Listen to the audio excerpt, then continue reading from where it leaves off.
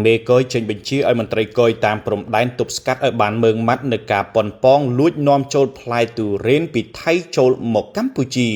លោកកុនញឹមរដ្ឋមន្ត្រីប្រតិភូអមនាយករដ្ឋមន្ត្រីនិងជាអគ្គនាយកកុយនិងរដ្ឋកោកម្ពុជាបានចេញបញ្ជាឲ្យមន្ត្រីកុយតាមច្រកព្រំដែនទប់ស្កាត់ឲ្យបានម៉ឺងម៉ាត់នៅរាល់ការប៉ុនប៉ងលួចនាំចូលផ្លែទុរេនស្រស់ដែលមានដើមកំណើតពីប្រទេសថៃមកកាន់ប្រទេសកម្ពុជាតាមគ្រប់មាត់ច្រកព្រំដែនរាប់បញ្ចូលទាំងច្រករបៀងកំពង់ផែនិងការដឹកជញ្ជូនឆ្លងកាត់តាមប្រទេសឡាវឬប្រទេសវៀតណាមផងដែរបើតាមលិខិតរបស់អគ្គនាយកកុយនិងរដ្ឋកោកម្ពុជាបានគូបញ្ជាក់ថាចំពោះការនាំចូលផ្លែទុរេនស្រស់ដែលមានដើមកំណើតពីប្រទេសដទៃត្រូវអនុវត្តឲ្យបានខ្ជាប់ខ្ជួននៅខ្លឹមសារលេខ